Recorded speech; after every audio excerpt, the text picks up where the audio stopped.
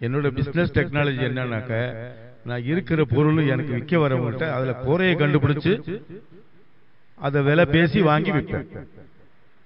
நான் அது விலை குறைக்கிறதுக்காக அதை குறைகளை கண்டுபிடிப்பேன். இங்க ஹாஜியார் வந்து குறை கண்டுபிடிக்க கூடாது, பாராட்டி பேசணும், நிறைகளை பேசணும், பாசிட்டிவா பேசணும். இவர்கிட்ட மாறினதுக்கு அப்புறம் வந்ததுக்கு அப்புறம் என்னுடைய வாழ்க்கை முறை மாறிட்டு இருக்கு. நான் ஹாஜியார்ட்ட சொன்னேன், நான் பள்ளிவாசல் கிடைக்க மாட்டேன், எனக்கு ரொம்ப கஷ்டமா இருக்கு. என்னன்னு நான் விசாரிச்சேன், என்னதான் ப்ராப்ளம், ஏன் அப்படின்னு. நான் இவர் கூட போறதுனால குர்ஆன் ஆயத் இப்ப நான் எனக்கு தெரியுது. நீ தமிழ்ல எடுத்து நீ படிக்கணும், தமிழ் தெரியும், படிக்கிறது இல்ல, நேரம் இல்ல. ஆனா அது கண்டிப்பா படிக்காத அருமையினால வாழ்க்கை நரகத்து பக்கம் போயிட்டு இருக்கு.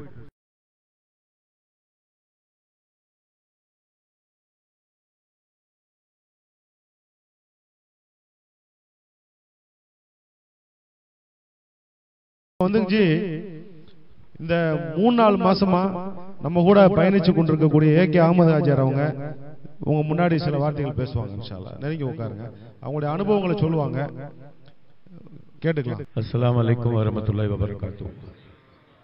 எனக்கு பேச தெரியாது, நான் வியாபாரி. எனக்கு வந்து இவர் உணர்ந்த எம்எஸ்கேல சோஷியல் சர்வீஸுக்கு ஃபர்ஸ்ட் டைம் வெளியில கடைக்கு வெளியில வரேன். என்னோட பிசினஸ் டெக்னாலஜி என்னன்னாக்க, நான் இருக்கிற பொருள் எனக்கு விற்க வரவங்கள்ட்ட அதுல குறையை கண்டுபிடிச்சு அதை விலை பேசி வாங்கி விற்பேன். நான் அது விலை குறைக்கிறதுக்காக அதை குறைகளை கண்டுபிடிப்பேன். இங்க ஹாஜியார் வந்து குறை கண்டுபிடிக்க கூடாது, பாராட்டி பேசணும், நிறைகளை பேசணும், பாசிட்டிவா பேசணும். இவர்கிட்ட மாறினதுக்கு அப்புறம் வந்ததுக்கு அப்புறம் என்னுடைய வாழ்க்கை முறை மாறிட்டு இருக்கு. வாழ்க்கை முறை சுத்தமா மாறிட்டு இருக்கு. என் பொண்டாட்டி சொல்லுது, நீங்க மாறிக்கிட்டே இருக்கீங்க அப்படின்னு. வெளியில அனுப்ப மாட்டாங்க. என் வீட்டுக்காரமா ரொம்ப அன்பா இருக்கிறதுனால நான், எனக்கு ஃப்ரெண்ட்ஸே கிடையாது. வியாபாரம், வீடு, பள்ளிவாசல், இவ்வளவுதான். பள்ளிவாசலுக்கு வெளியில போறது கிடையாது. இப்ப இந்த ஹாஜியார் கிட்ட வந்ததுக்கு அப்புறம் வெள்ளிக்கிழமை காலையில 10 மணில இருந்து நைட்டு 10 மணி வரைக்கும் 10 மணிக்கு நான் கேட்கணும், ஹாஜியார் நான் வீட்டுக்கு போலாமா, 4 போன் வந்துருச்சு. நான் தான் அப்பவே சொன்னேன் அப்படின்னு பாரு. அப்பவே சொன்னாரு, ஆனா சொல்லல, மனசா சொல்லல. அதாவது நமக்கு வந்து இப்ப நான் பயணிச்ச வரைக்கும் பார்த்ததுல வந்து எனக்கு பள்ளிவாசல் கிடைக்க மாட்டேங்குது. நான் ஹாஜியார்ட்ட சொன்னேன், நான் பள்ளிவாசல் கிடைக்க மாட்டேங்குது, எனக்கு ரொம்ப கஷ்டமா இருக்கு. என்னன்னு நான் விசாரிச்சேன், என்னதான் ப்ராப்ளம், ஏன் அப்படின்னு. மக்கள் வேலை பார்க்க விரும்பல. ஒரு நிர்வாகி சொல்றாரு, நீங்க எங்களை ஓட விடுவீங்க போல இருக்கே அப்படிங்கிறாரு. அதாவது கடமைகள்னு வந்து எடுத்து சொல்லாம இவங்களுக்கு மைனஸா சொல்லி பழக்கம் இல்ல, இவங்க பிளஸ்ஸாவே பேசி பழகணும். பிளஸ்ஸாவே பேசுவாங்க. நீங்க ஏதாவது சொன்னா கூட, நீங்க திட்டுனா கூட, இப்படித்தான் வாழ்ந்துட்டார் இவர். இவர் மாதிரி ஆள் வந்து கிடைக்கிறதே ஒரு அல்லாஹ்வோட ரஹமத் தான் நமக்கு. இது வந்து ஓசில நமக்கு வந்து ஒரு பொருள் வந்து கிடைக்குது, வைரமா இருக்கு, நமக்கு தெரியல அது வைரமா கல்லான்னு. அதை இக்னோர் பண்ணிட்டு போறோம், காலில் எட்டி உதச்சிட்டு வேண்டாம்யா அப்படின்னு போறோம். அந்த நிர்வாகி சொல்றாரு, எங்களால முடியாது சார், நிர்வாகத்துல ஏதோ ஒரு குளறுபடி, அவங்களுக்குள்ளார விட்டலையா, நான் பெரியவனா நீ பெரியவனா, இப்படி நிறைய குறைகள் இருக்கிறதுனால நம்மளால நிர்வாகம். இப்ப எனக்கு வேலையை விட்டுட்டு வெளியில போக முடியல, போன் தான் பண்ணி பேசுற மாதிரி இருக்கு. அல்லாஹ் நல்ல நேர்வழி காட்டுவான் எல்லாருக்கும். அது இப்போ ஒரு பெரிய குறை இல்லை. அதை வந்து முயற்சி பண்ணி இப்போ இவங்களை விட்டுட்டோம்னாக்க திருப்பி அவங்க வர மாட்டாங்க. ஏன்னா அடுத்த ஊர்ல செட்டில் ஆயிட்டாங்க, அடுத்த ஊர்ல போயிட்டாங்கன்னா அங்க பயணிப்பாங்க.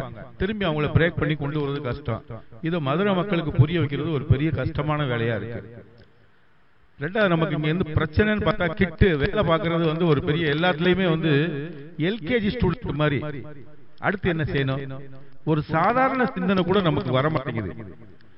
கிட்டு கொடுக்கிறோம், கிட்டு வாங்குறாரு, பெரிய பிரச்சனை என்ன, ஒவ்வொரு மாசமும் கொடுக்கணுமா, அந்த ஒவ்வொரு மாசம் கொடுக்கணுமா, கொடுக்கறதுக்கு ரெடியா இருக்காங்க அவங்க. ஆனா அவங்க என்னன்னாக்கா, நான் அல்லாஹ்வோட ஒரு ஒப்பந்தம் பண்ணிக்கிட்டேன், 1200 ரூபாய் மாசம் மாசம் கொடுப்பேன்னு. நான் கொடுக்காம போயிட்டேன்னா அந்த ஒரு கவலை இருக்கு. இப்ப என்ன ஆயிருதுனாக்கா, நிர்வாகம், பள்ளி நிர்வாகத்துல இருந்து போன் போறதே இல்லை. அவர் வேலையில மறந்துடுறாரு, அவருக்கு மன உளைச்சல் ஆரம்பிச்சு. இந்த மாசம் நான் கொடுக்கறேன்னு சொன்னதை கொடுக்கல. இவங்களை பொறுத்த வரைக்கும் 4 கிட்டு வரல சார், ரொம்ப சாதாரணமா பண்ணிடுறாங்க. அவன் கொடுக்கறவன் பயப்படுறான், கொடுக்க மாட்டேங்கிறான். சார் ஒரு தடவை நான் கொடுத்துட்டா நான் ஒவ்வொரு தடவையும் கொடுக்கணும், கொடுக்கறதுக்கு நான் ரெடி, நான் வேலையில இருக்கிறவன் மறந்துடுவேன், கேட்க மாட்டேங்கிறாங்க. நிர்வாகம் போன் பண்ணி பேசணும்னாக்க அப்ப தப்பா நினைச்சுக்குவாங்களோ அப்படின்னு கேட்கிறாங்க. நம்ம போன் பண்ணி ஞாபகப்படுத்த தான் போறோம். நான் கடன் வசூலா பண்ண போறோம். அவர் கொடுக்கறாரு கொடுக்கல, அது ஒரு பெரிய பிரச்சனையே இல்லை. நமக்கு கிட்டு வந்துருச்சு, கிட்டு நிறைவா இருக்கு. அடுத்த மொஹல்லாவுக்கு கொடுத்தாலும் அதுவும் முஸ்லீம் தான். அந்த மனப்பக்கம் இல்லை. நம்ம மொஹல்லால இருந்து இன்னொரு மொஹல்லா கொடுக்கணுமாங்கிற எண்ணம்லாம் வருது. அந்த கிட்டுக்கு நான் நியத்து பண்ணிட்டேன். இப்ப நான் ஒரு 2 கிட்டோ 1 கிட்டோ கொடுத்துட்டு இருக்கேன். இப்ப ஊடால என் ஃப்ரெண்டு வந்தாரு, சொல்றாரு நான் ஒரு நியத்து பண்ணிருக்கேன், சதக்கா கொடுக்கணும் ஒரு. அப்ப நான் சொல்றேன், அவர் இந்த மாசத்துல அவர் கொடுக்கறாருன்னா நான் பெரிய மனசு பண்ணி இந்த மாசம் கொடுக்காம அவரது வாங்கி கொடுக்கலாம். அவர் ஆரம்பமாவாரு, பழக ஆரம்பிப்பாரு. பழக ஆரம்பிச்சாருன்னா சொல்லுவாரு எனக்கு தனியா ஒரு கிட்டு போட்டு கொடுத்துருங்க. இப்ப நான் நியத்து பண்ணிட்டேன்னா, நான் அல்லாட்ட நியத்து பண்ணிருக்கேன், கொடுப்பேன் இல்லைன்னா வாங்கி கொடுப்பேன். கொடுப்பேன், அது புரிய மாட்டேங்குது. கொடுப்பேன் இல்ல வாங்கி கொடுப்பேன். நான் 4 பேர்கிட்ட போய் கேட்கலாம், 4 பேர் பழகனவன்ட்ட சொல்லலாம், இந்த மாதிரி ஒரு இடத்துல ஒரு பள்ளிவாசல்ல இந்த மாதிரி பண்ணிட்டு இருக்காங்க, நான் ஒரு மெம்பரா இருக்கிறேன், நீ கொடுக்கறனாலும் கொடு. நம்ம மொஹல்லா விட்டு மொஹல்லா போய் வசூல் பண்ணலாம். மொஹல்லாலே வசூல் பண்றதுக்கு யோசிக்கிறாங்க, போறதுக்கு யோசிக்கிறாங்க. ஒரு சீக்காளிக்கு தான் தெரியும் அந்த வியாதியோட வேதனை என்னன்னு. பக்கத்துல துணைக்கு நிக்கிறவர் சப்போர்ட் பண்ண போறவருக்கு அந்த வேதனை தெரியாது. அவருக்கு மைண்ட் பூரா இவருக்கு எப்படி ஹெல்ப் பண்ணுங்கிறது தான் இருக்கும். அவர் ஈஸியா அந்த வேலையை முடிச்சுட்டு போயிடுவார். சீக்காளியால அந்த வியாதியை குணமடைய முடியாது, அவரால் போய் சேர முடியாது.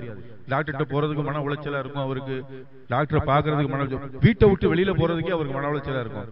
நம்ம பக்கத்துல போய் நிக்கிறப்போ அவருக்கு அந்த வேலை ரொம்ப லேசாயிரும். ரசூலுல்லாஹ்வை நேரா பார்த்தவங்களுக்கு ஒரு நன்மாராயம் சொன்னாரு, மறைமுகமா பார்த்தவங்களுக்கு 7 நன்மாராயம். அப்ப அதிகமா யாருக்கு?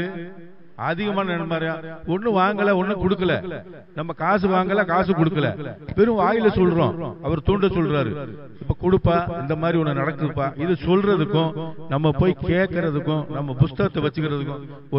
ஒரு பள்ளிவாசல்ல இருந்து ஒருத்தர் வராரு, என் பையனுக்கு படிப்புக்கு வேணும் அப்படின்னா உடனே நிர்வாகி லேசான வேலை, அவருக்கு கடமே இல்லை. ஒரு லெட்டர் பேட் எடுக்கிறாரு, ஒரு லெட்டர் ஒன்று எழுதுறாரு, இவர் எங்க மொஹல்லாக்காரர், இவர் வேதனையில் இருக்கார், வருத்தத்தில் இருக்கார், வியாபாரத்தில் இருக்கார், வியாபாரம் இல்லை, இவருக்கு இவ்வளவு பணம் தேவை அப்படின்னு ஒரு லெட்டர் எழுதி கொடுத்துடுறாரு. அவர் வீடு கடைக்கடையா அவர் தன்னுடைய தன்மானத்தை இழந்து போற இடத்துல என்னைய மாதிரி வியாபாரி கேவலமா கூட பேசுவாங்க. அது நம்ம கடமை, நம்மளே வாங்கி கொடுத்துட்டு போயிடலாம், இது ஒரு பெரிய விஷயம் இல்ல. நம்ம போய் வாங்குறப்போ அந்த நோயாளிக்கு பக்கத்துல துணைக்கு இருக்கிறவங்க மாதிரி சப்போர்ட் பண்ணி அவர் வியாதியை தீர்த்து விடுற மாதிரி நம்ம போய் லேசா இருக்கிறப்ப அவர் கஷ்டத்துல இருக்காருப்பா கொடுப்பா, நம்ம கொடுத்தாலும் ஒன்றும் பிரச்சனை இல்லை, கொடுக்காட்டி ஒன்றும் பிரச்சனை இல்லை, குறைஞ்சது பேச மாட்டேன், நீங்க இப்படியே நீங்க இதே பழக்கமாக்கிட்டீங்க, நீங்க இப்படி எடுத்துட்டு கடைக்கடையா அலையறீங்க, இது வரைக்கும் எவ்வளவு வசூல் பண்ணிருக்கீங்க, எத்தனை மொஹல்லால வசூல் பண்ணிருக்கீங்க. அது அந்த வேதனை அந்த சீக்காளிக்கு தான் தெரியும். அந்த பணம் வசூல் பண்றவனுக்கு தான், அவனுக்காக கேட்க போறப்ப அவனுக்கு கஷ்டம், மற்றவனுக்காக கேட்க போறப்ப அந்த கஷ்டமே இல்லை. ஏன் நம்ம உணர மாட்டேங்கிறோம்? நம்ம உணர்ந்து வாங்கி கொடுக்கணும். நம்ம உங்களுக்கு எல்லாமே எடுத்து கொடுத்துட்டாங்க. எம்எஸ்கேன்னு சொன்னாலே சரியா வேலை பார்த்திருப்பாங்கன்னு அர்த்தம். ஏழைகளுக்கு கொடுக்கவே இல்லை, இவங்க ஏழைகளுக்கு கொடுக்கவே இல்லை. நீங்க எல்லாம் நல்லா புரியணும்.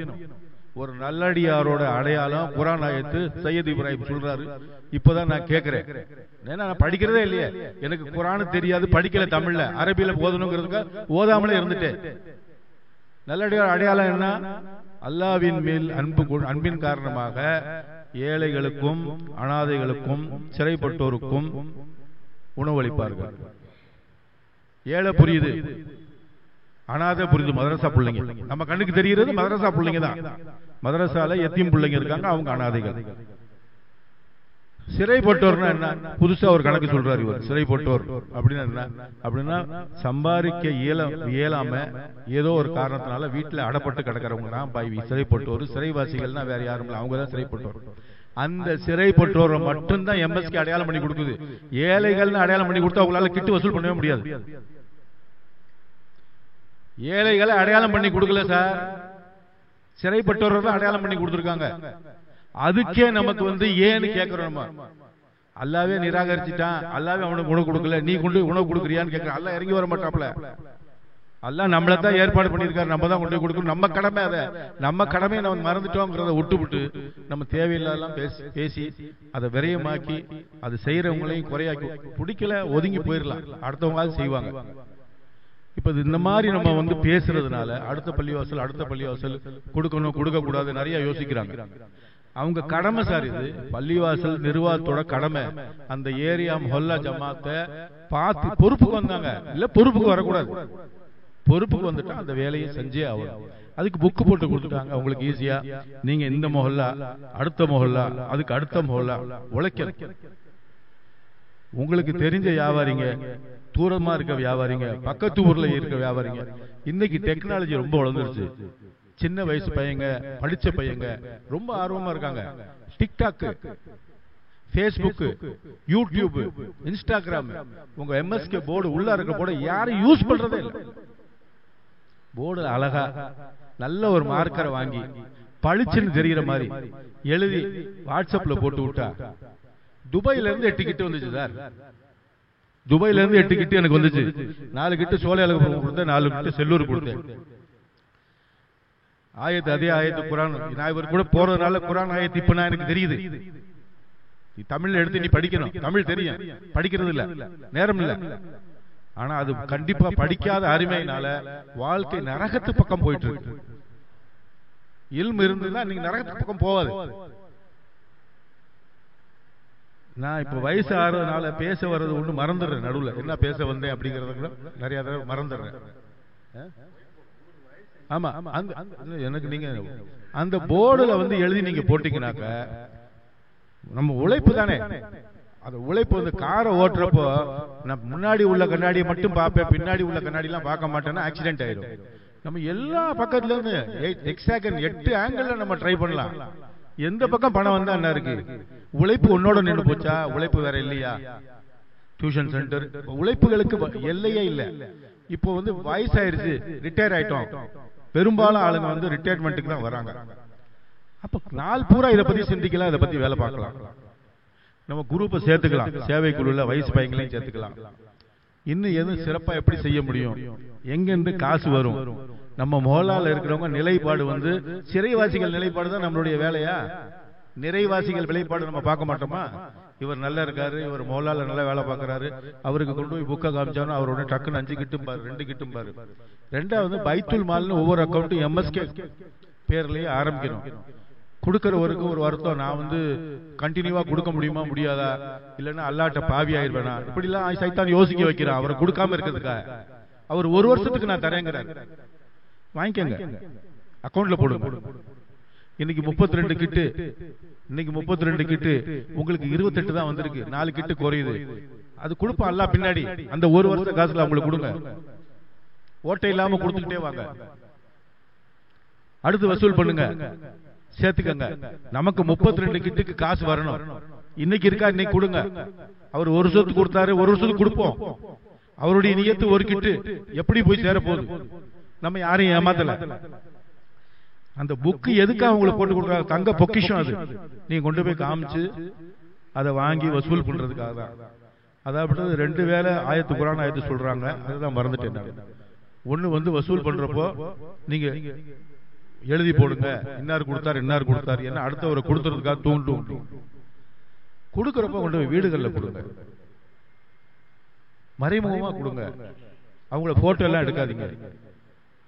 எவ்வளவு சொல்லியும் இன்னைக்கு எம்எஸ்கேல இருக்கிற பள்ளிவாசல்கள்லயே அவங்க கொடுக்கறவங்கள பள்ளிவாசல்ல கூப்பிட்டு வச்சு கொடுத்து போட்டோ எடுக்கிறாங்க. நான் பள்ளிவாசல்ல சொல்ல விரும்பல. நம்ம வந்து நல்ல வேலை பார்க்க போறோமா, இல்ல நம்ம வந்து நன்மையை சம்பாதிக்கிறோமா, தீமையை சம்பாதிக்கிறோமா? இப்ப எங்களுக்கு தீமைக்கு கமிஷன் கிடைக்குமா, நன்மை கமிஷன் கிடைக்குமா? இப்போ நாங்க டிராவல் பண்ணுமா, பண்ணக்கூடாதா? சொன்ன சாதாரண வேலைகளை கூட ஏன் செய்ய மாட்டேங்கிறாங்க? சாதாரண அறிவுக்கு எட்ட விஷயம் ஏன் நமக்கு எட்ட மாட்டேங்குது? நம்ம எங்க குறையா இருக்கோம்? எதுக்கு நமக்கு அது ஒரு பெரிய பிரமிப்பா இருக்கு? இன்னைக்கு 28 கிட்டு வசூல், ஏன் 200 கிட்டு வசூலிக்க முடியாது? நீங்க ஏன் மார்க்கெட் பக்கமே வரல? யார் உங்களுக்கு துணை போல? நீங்க மதுரையில எங்க வேணாலும் ஏகே அஹமது பேரை சொல்லலாம், தப்பான வேலை செய்ய மாட்டாரு, ஒரு நம்பிக்கை அவங்களுக்கு. அந்த மாதிரி தான் வாழ்க்கையை வாழ்ந்துருக்கிறோம். அவங்க சொல்லுவாங்க, அவர் சொன்னாருன்னா இது கரெக்டா தான் இருக்கும், கொடுப்பாங்க. உடனே கொடுக்கறதுக்கு நிறைய பேர் இருக்காங்க. ஜக்காத்து காசை முறையா வியாபாரி கொடுக்கறாங்கன்னா இல்மு இல்ல, என்னைய முதல் கொண்டு கொடுக்கறது இல்ல, எடுத்து வைக்கிறது கொஞ்சம், அதையும் கொடுக்க முடியல. என்ன கொடுக்கறதுக்கு ஒரு எம்எஸ்கே இல்ல, கரெக்டா கவனம் சொல்றதுக்கு. வரவன எல்லாம் நம்பிக்கை இல்லாம பார்க்க வேண்டியதா இருக்கு. இவன் களவாணியா இருப்பானோ, இவனுக்கு இதே பொழப்பா இருக்குமோ அப்படிங்கிற எண்ணம் தான் வருது தவிர உண்மையான தேவைன்னு கூட போய் சேர மாட்டேங்குது. நீங்க போனீங்கன்னா கண்டிப்பா கொடுப்பாங்க, கண்டிப்பா கொடுப்பாங்க, கண்டிப்பா கொடுப்பாங்க. தயவு செய்து உழைக்கணும்.